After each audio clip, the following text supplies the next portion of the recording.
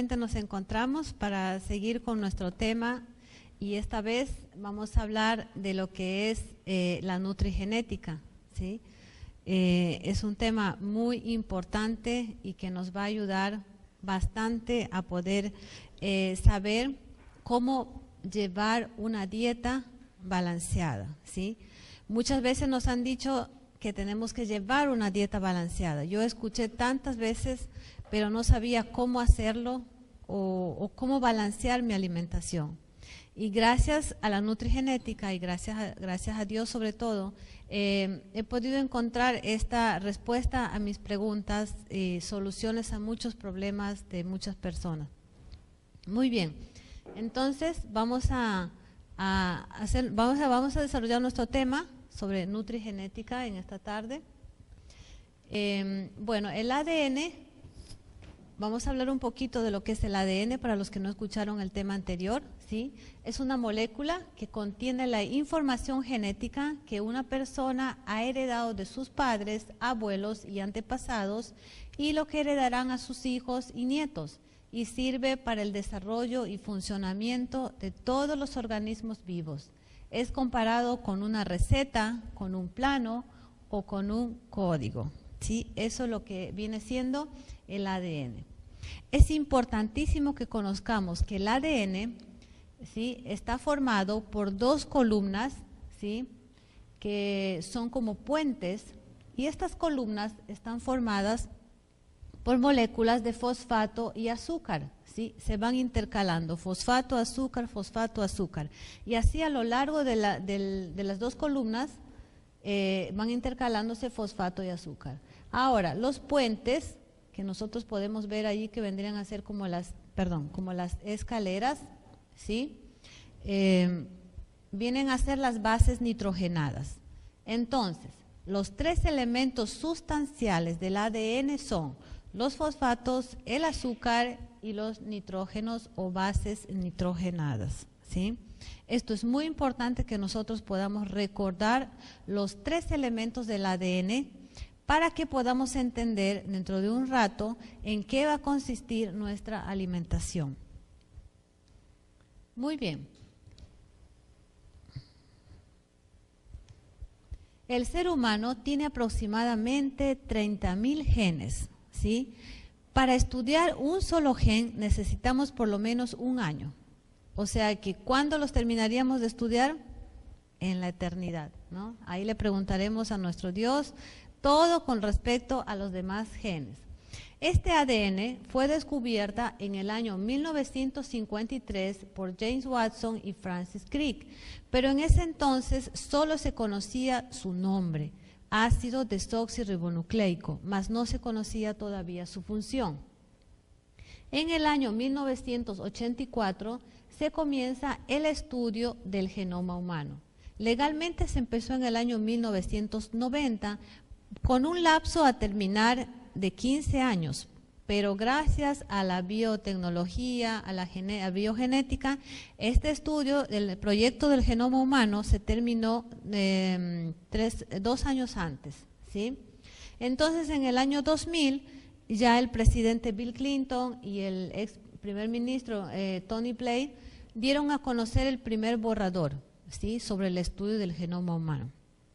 Pero en el año 2003 ya se terminó completamente el estudio del genoma humano y Bill Clinton dio la noticia al planeta, pero en ese entonces las personas del planeta casi no le prestaron atención, ¿sí?, cuando era realmente y es un tema muy importante saber sobre el genoma humano.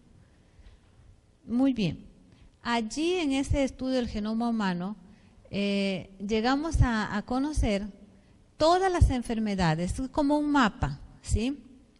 Todas las enfermedades que las personas tienen y lo que van a padecer y lo que heredarán a sus hijos y a sus nietos, ¿sí? A qué edad las personas van a padecer ciertas enfermedades, o sea, ahora se sabe todo, ¿sí? Muy bien. Las computadoras, ¿sí?, están basadas todas en el estudio del ADN. Anteriormente, cuando no se conocía la función del ADN, no había computación, no había computadoras. A medida que se fue conociendo las funciones del ADN, la ciencia de la tecnología de la computación fue avanzando cada vez más y más. De un sistema Java se pasó a un sistema de OS y bueno, cada vez más sofisticado, ¿sí? Por eso es que ahora conocemos mucho también de computación. Pero las computadoras están hechas en dos lenguajes, en un lenguaje binario, ¿sí? Y con este lenguaje binario nosotros podemos ver y hacer maravillas en una computadora. Imagínense, el ser humano está hecho en 4 lenguajes. Cuán maravilloso más es este cuerpo humano que Dios ha creado, mucho más potente que una computadora. Muy bien. El ADN tiene 2 enfermedades básicas, ¿sí? Una es el alcoholismo y la otra es el arte de olvidar las cosas, o sea, el Alzheimer, ¿sí?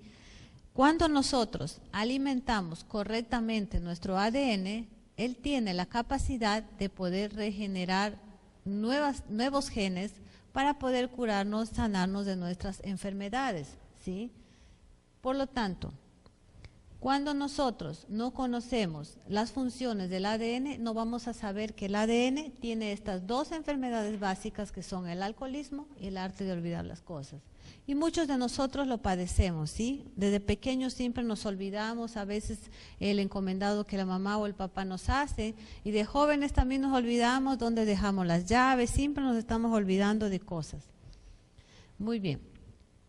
Es importante conocer los factores, ¿sí?, de distribución que alteran el ADN.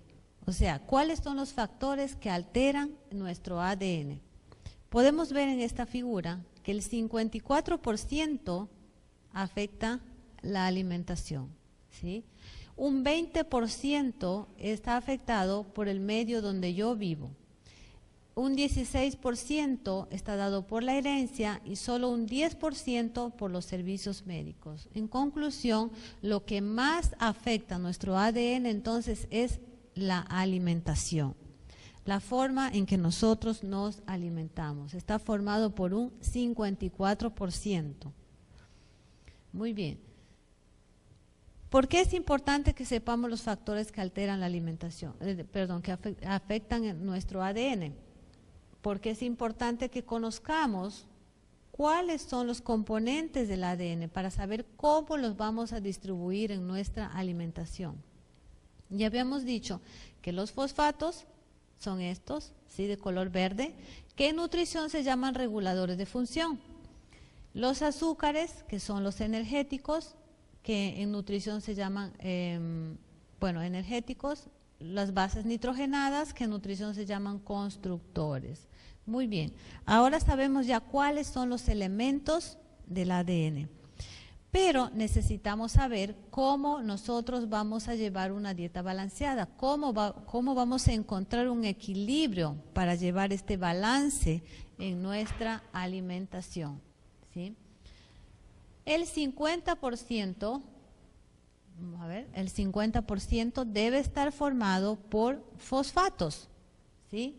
Nuestra alimentación. El 50% entonces deben ser fosfatos. El otro 50% debe estar formado por azúcares, un 30%, y un 20% de nitrógeno. Ahí tendríamos el 100%, entonces 50% de fosfatos, o sea, mayor cantidad, 30% del otro 50% de azúcares y un 20% de nitrógeno. Ese es el balance correcto que ha funcionado hasta ahora, ¿sí?, y que sigue funcionando, gracias a Dios, para que las personas mantengan una buena salud y también se curen de sus enfermedades. Muy bien. ¿Por qué es importante hacer este balance? En nuestro organismo existen lo que se llama las cenizas. ¿Qué son las cenizas? Son restos que quedan después de quemar algo.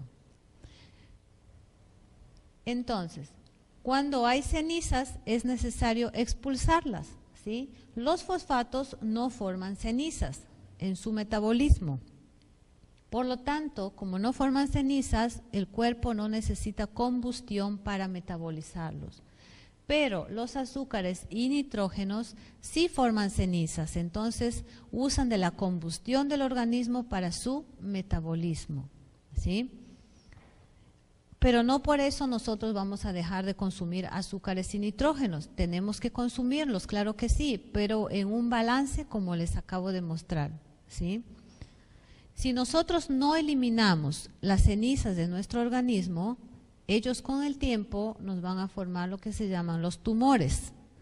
Porque ¿cómo voy a hacer yo para eliminar las cenizas de mi organismo?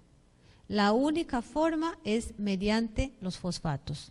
Los fosfatos en su metabolismo se degradan, sus moléculas se unen a otros componentes para poder eliminar de esa forma las cenizas de nuestro organismo. Si mi dieta está de esta manera, mi consumo de fosfatos es escaso o casi nada, y mi alimentación se basa más en azúcares y nitrógeno, ¿qué es lo que va a pasar? Se acumulan las cenizas en nuestro organismo. Y esta cantidad escasa de fosfatos que nosotros podemos ver aquí no alcanza para eliminar las cenizas de nuestro organismo. Y ellos nos van a llevar al envejecimiento, ¿sí?, por fuera y por dentro, y a la aparición de enfermedades, ¿sí?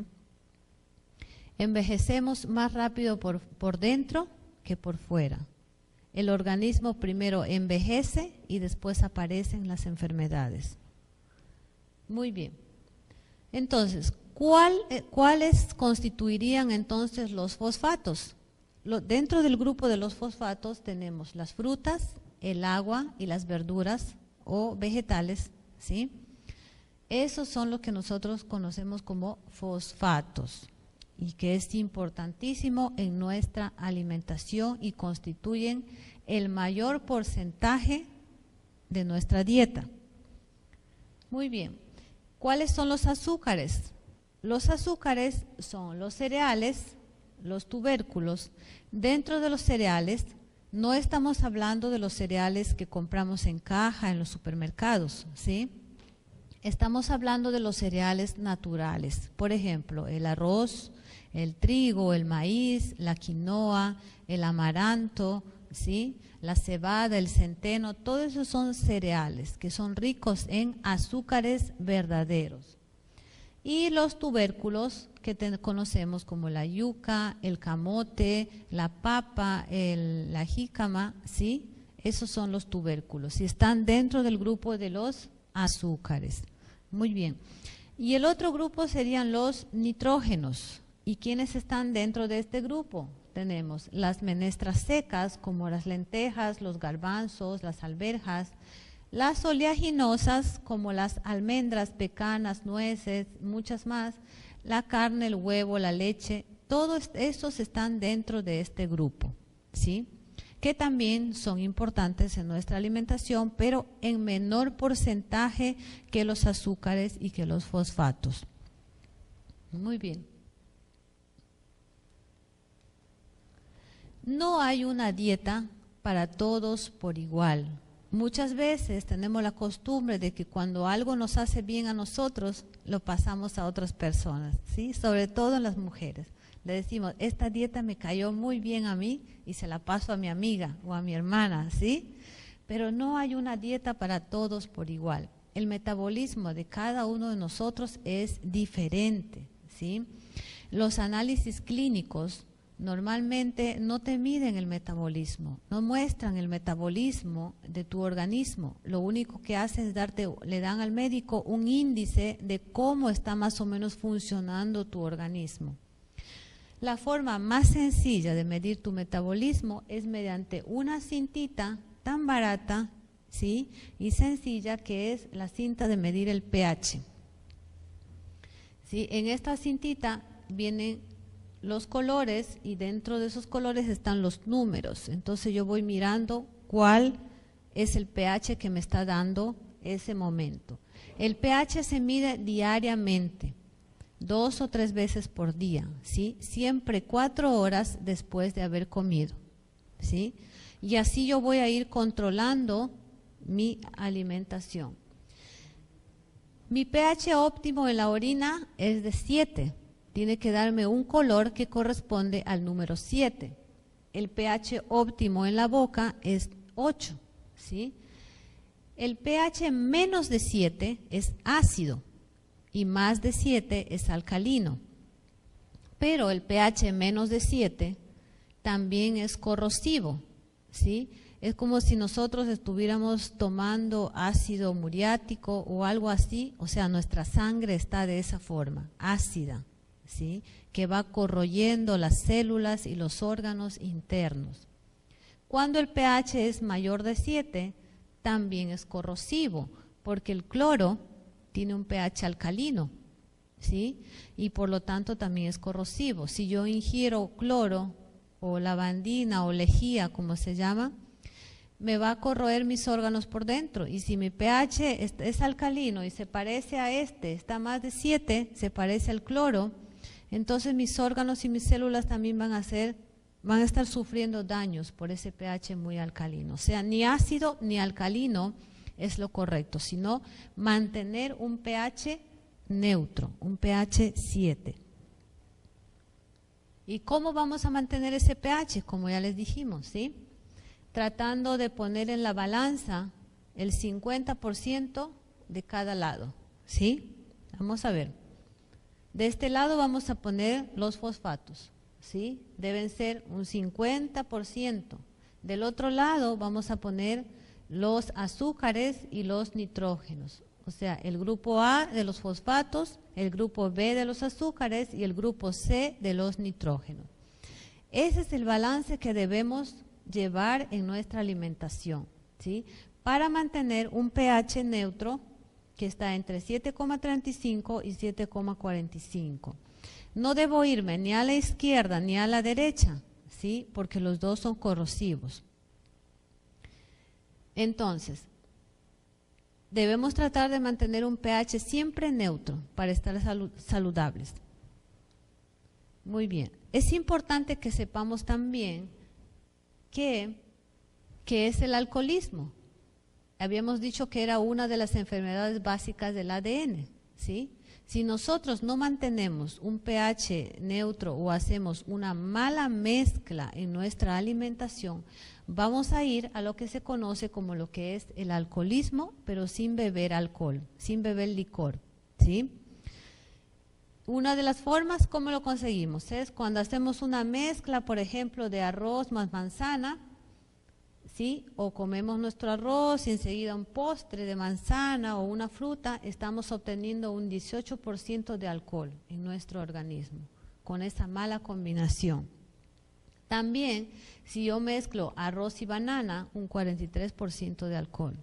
Generalmente en algunos países se consume bastante el plátano, la banana, ¿no es cierto? Junto con la comida. No lo hemos considerado a veces que es una fruta, pero es una fruta, ¿sí? Entonces, al mezclarlo con nuestros alimentos o con el arroz, nos va a producir un 43% de alcohol. O si a veces nos hacemos un licuadito de fresas con leche, le ponemos miel o a veces le ponemos azúcar, estamos produciendo 39% de alcohol en nuestra sangre, ¿sí? Un vaso de cerveza tiene 12% de alcohol. O sea que nosotros estamos consumiendo más alcohol en esta forma que si consumiéramos un vaso de cerveza, ¿no? No es una excusa para decir que mejor vamos a consumir lo otro, sino simplemente para hacer una comparación, ¿sí? De dónde nosotros respondemos a lo que es la enfermedad del ADN, el alcoholismo, por la mala combinación de los alimentos. Es que muchas veces nos olvidamos que nuestro estómago es como una bolsa, ¿sí? Ahí entra todo, no es una licuadora, es una bolsa. Y en esa bolsa nosotros le metemos arroz, frijoles, pollo, pescado y después le ponemos postres, jugos, refrescos, de todo. Y pensamos que va a funcionar como una licuadora que va a mezclar todo y va a hacer la digestión. Pero lastimosamente no es así. ¿sí? El organismo separa los sólidos de los líquidos, ¿sí? Para su digestión. Y aparte, el metabolismo de las frutas no se metabolizan en el estómago, sino en el intestino delgado. Entonces, si yo combino, por eso, frutas con mi alimentación, mientras la fruta espera su digestión, se produce su fermentación en el estómago. Normalmente los alimentos se fermentan en el organismo, adquieren una fermentación normal, pero cuando hay una mala combinación con las frutas, se produce una sobrefermentación y eso lleva a la producción de alcohol en el organismo, ¿sí? Entonces, las frutas deben consumirse solas. No necesitan o no deben mezclarse con ningún tipo de alimentos, ¿sí? Las frutas se deben consumir solas, 2 horas antes o 2 horas después de las comidas.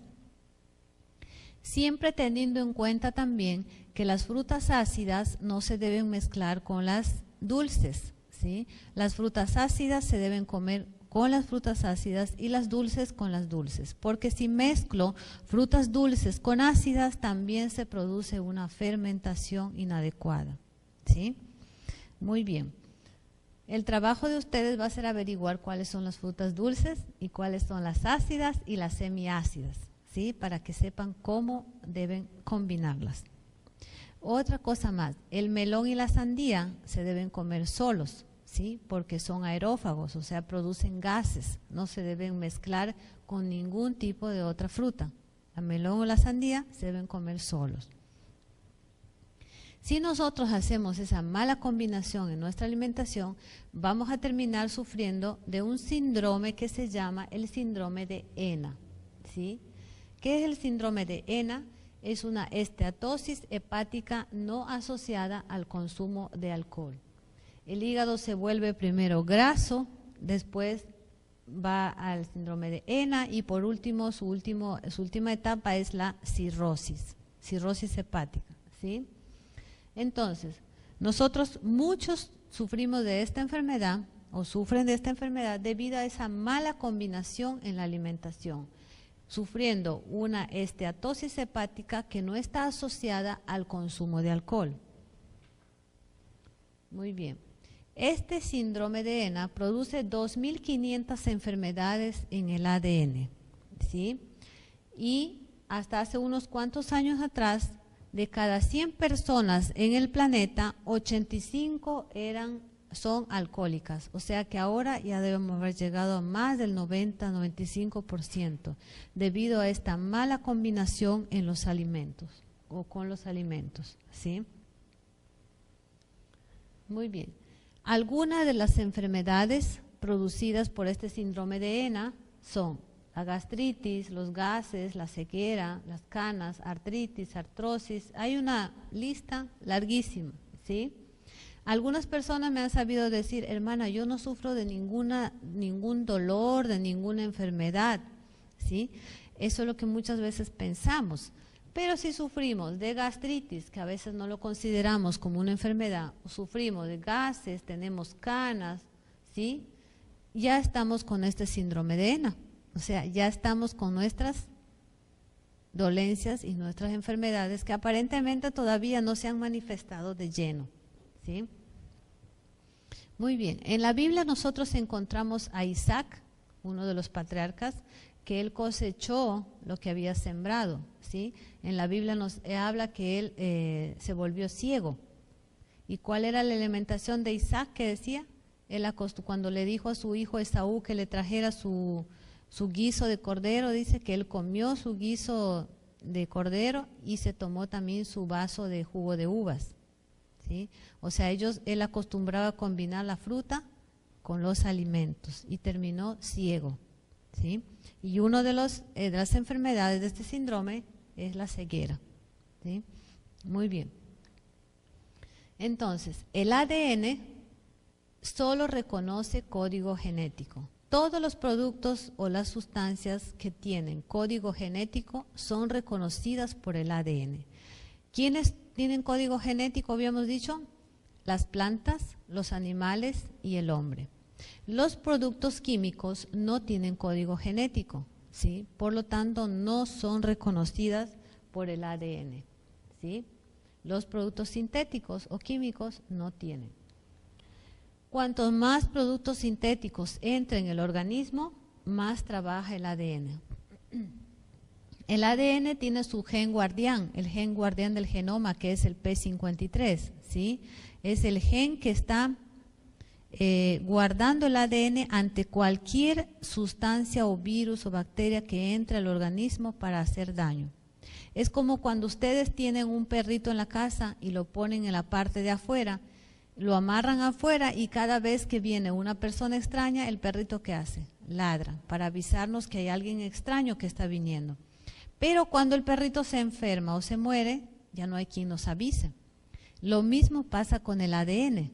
Mientras él está sanito, mientras su gen guardián está sano, él le va a avisar cuando entra a su organismo algo extraño, un virus, una sustancia extraña.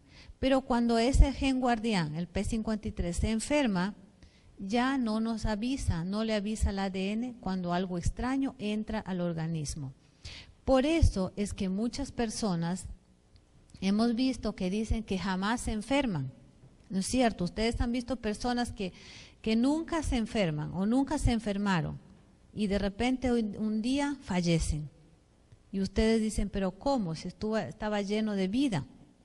¿Sí? Lo que pasa es que a veces tenemos tan dañado el ADN, tan dañados los genes, que ya el gen guardián no le avisa al ADN cuando una sustancia extraña entra a su organismo y usted se siente normalmente como sano. Pero cuando llega un momento que esto explota y ya solamente para algo terrible, ¿no? Como puede ser un fallecimiento o una enfermedad grave. Muy bien, entonces, también me preguntaron, por ejemplo, que si consumir vitaminas en pastillas son componentes químicos, son sustancias sintéticas, ¿sí? Por lo tanto, el ADN no lo reconoce, ¿sí? Ahora, ¿por qué mejor en vez de tomarnos una vitamina, nos tomamos una vitamina C, nos tomamos un jugo de naranja, que es natural, que sí tiene código genético y va a ser reconocido por el ADN, ¿sí? Las sustancias químicas, cuando entran al organismo, ¿sí?, sale el gen guardián, salen los genes enviados por el ADN para reconocerlo. Pero como no lo reconocen porque no tiene código genético, forman un bloqueo, ¿sí? Lo bloquean, lo rodean de ciertas sustancias y ahí se queda. A medida que va entrando más sustancias sintéticas a nuestro organismo, van haciendo el mismo proceso. Se siguen acumulando hasta que aparecen los tumores y las enfermedades, ¿sí? Porque las sustancias químicas o los productos sintéticos no llegan hasta el ADN, porque no tienen código genético, ¿sí? Muy bien.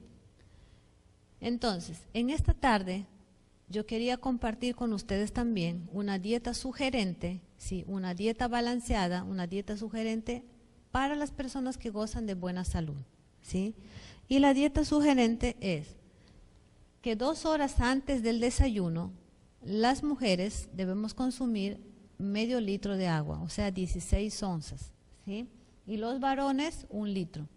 Si no hay costumbre en los varones de tomarse 1 litro de agua 2 horas antes del desayuno, empiecen tomando un vaso, a la siguiente semana otro, hasta que completen y se acostumbren a tomar 1 litro diario, ¿sí? ¿Por qué tenemos que tomar esta agua? Primero porque cumple su función de limpieza, ¿no es cierto? Porque durante la noche, cuando nosotros dormimos, crecen microorganismos en todo el tubo digestivo. Entonces, cuando no tomamos agua, el primer alimento que entra a la mañana es fermentado y por esa fermentación se produce alcohol, ¿sí? Entonces, necesitamos consumir o tomar el agua 2 horas antes del desayuno, ¿sí? Algunas personas me dicen, yo me levanto a las 5 de la mañana a tomar mi agüita y me vuelvo a acostar. O sea, está bien, y después 2 horas toman su desayuno, ¿sí? Cuando a veces no consumimos agua también, por ejemplo, una de las cosas que produce también es mal aliento, debido a la fermentación que se está produciendo adentro, ¿sí? Muy bien. Y evitamos todo eso también. También diluimos un poco lo que es el ácido clorhídrico en el estómago, ¿sí? Mediante el agua, para los que sufren también de gastritis. Muy bien. Entonces, cuando llega la hora del desayuno, nosotros, la dieta sugerente nos dice que debemos consumir, ¿sí?, un licuado o un extracto de vegetales. Ya saben que no deben mezclarlo con las frutas, solamente vegetales, ¿sí? O una ensalada que siempre tiene que ser de 4 colores. El extracto o el jugo también tiene que ser de 4 colores, ¿sí?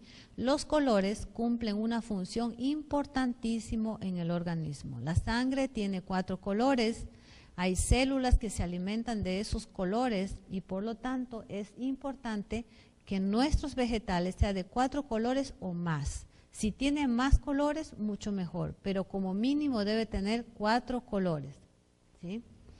Muy bien, esto es parte del desayuno.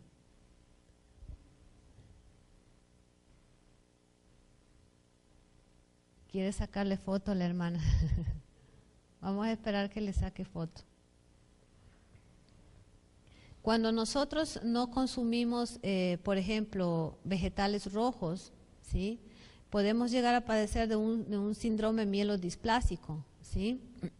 Cuando no consumimos los amarillos también podemos llegar a tener una preleucemia. O sea, hay muchas enfermedades que aparecen por el no consumo de los vegetales y sobre todo los colores, que son importantes. Muy bien, como parte del desayuno, no es solamente esto, ¿sí?, sino que también debemos consumir una mezcla de 3 cereales, ¿sí? Ya dijimos que los cereales eran la quinoa, el amaranto, la avena, el arroz, el trigo, la cebada, el mijo, ¿sí? Entonces, parte de nuestro desayuno son los jugos, la ensalada, la mezcla de estos 3 cereales.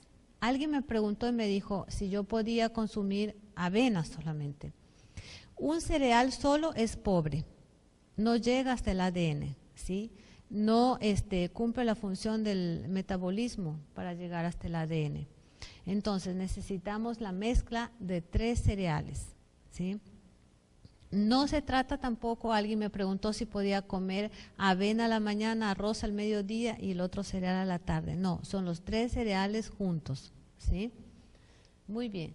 Y también la otra parte son las proteínas, ¿sí?, que dijimos los nitrógenos o bases nitrogenadas, son las que tienen proteínas. Dentro de estas proteínas tenemos las lentejas, los garbanzos, los frijoles, las semillas, la variedad de semillas que tenemos, almendras, nueces, pecanas, bueno, muchas otras más que hay en nuestros países, y las carnes, el huevo, la leche que dijimos, ¿sí? Entonces, como parte del desayuno también tiene que ir su 20% de proteínas, ¿sí? Esto es muy importante también. Yo sé que a nosotros nos ha gustado siempre comer más proteínas, o nuestra dieta siempre ha estado basada en más azúcares, o sea, en cereales y más proteínas. Y en este error hemos caído todos, ¿sí? Porque siempre hemos comido más cereales y proteínas y muy poquitos vegetales o casi nada, o algunos que no están acostumbrados no consumen directamente vegetales, ¿sí? Bien, el desayuno y el almuerzo es lo mismo, ¿sí?, la misma comida. En el desayuno ya sabemos, su ensalada de 4 colores o más, en el almuerzo igual, sus 3 cereales, ¿sí?, y sus proteínas, que pueden ser frijoles, semillas, o si usted consume algún tipo de carne todavía, si no lo consume mejor, pero si lo consume en la proporción que debe ser, 20%, ¿sí? La cena, puede usted comer la misma comida del desayuno y el almuerzo, o si no, también hacerse una cena liviana, porque recuerden que ya nos vamos a dormir. El organismo ya no va a usar energía, no necesita energía a la noche, ¿sí? Nosotros no cargamos nuestro tanque de gasolina para irnos a dormir, porque sabemos que ya no lo vamos a usar al carro, pero sí cargamos a la mañana porque necesitamos ir a trabajar. El organismo también necesita ser alimentado a la mañana, ¿sí? La comida principal es el desayuno, después el almuerzo, y la cena es muy liviana. Como dice el dicho, el desayuno debe ser como un príncipe, el almuerzo como un, el desayuno debe ser como un rey, el almuerzo como un príncipe y la cena como un mendigo, ¿sí? Como un pobre, es el hermano. Es algo liviano, como para decir, satisfacer solamente un poco el apetito, ¿sí? Debemos ir a dormir con el estómago semi vacío. ¿Por qué? Porque a la noche el organismo tiene que cumplir su función de reparación. Muchas veces hemos hecho o hemos venido viviendo, como dijimos, al revés. Todo hacíamos al revés. Lo que deberíamos haber comido en el desayuno, lo comíamos a la cena. Y así nos íbamos a dormir con el estómago súper lleno. ¿Y qué pasaba? Que al otro día nos levantábamos cansados como si no hubiéramos dormido toda la noche. ¿Por qué? Porque el organismo estuvo trabajando toda la noche en el proceso de digestión. Entonces no tuvo un descanso, ¿sí? Muy bien, entonces la cena tiene que ser liviana para dejarlo al organismo cumplir su función de reparación. Muy bien. Entonces, el ADN no envejece, se restaura de acuerdo a cómo nosotros lo alimentamos. Hermanos y amigos, el ADN tiene la capacidad de regenerar los genes o crear nuevos genes que necesita nuestro organismo, de acuerdo a cómo nosotros lo alimentamos.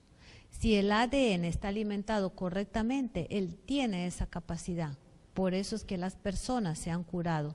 Se curan personas con cáncer, con enfermedades graves. Como nosotros no nos vamos a curar de nuestras dolencias más simples, ¿sí? Hoy en día con la genética todo está descubierto. Ya no existe la palabra incurable, ¿sí? Se conoce todo. Se conoce el genoma del ser humano, se conocen sus genes, sus enfermedades, todo. Entonces no debe existir la palabra incurable en nuestras mentes, sino que realmente todo es posible. Porque el ADN tiene esa gran capacidad de regenerar y de restaurar los genes dañados. Muy bien.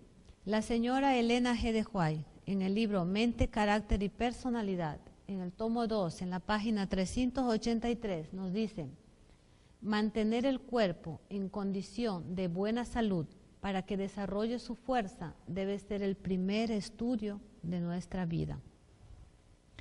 Podemos tener dinero, podemos tener comodidades, pero si no tenemos salud, no tenemos nada, ¿sí? Los ricos cuidan su alimentación, cuidan su estado físico, cuidan, ¿no?, su salud física, porque a veces ellos quieren estar saludables para gozar de sus riquezas, pero nosotros no tenemos grandes cantidades de dinero y lo único que tenemos es nuestro cuerpo, el cuerpo que Dios nos ha regalado. Por lo tanto deberíamos cuidarlo más, porque vale mucho más que todo el dinero del mundo, ¿sí? Nuestro cuerpo, nuestra salud. Y yo les quería dejar en esta tarde una reflexión.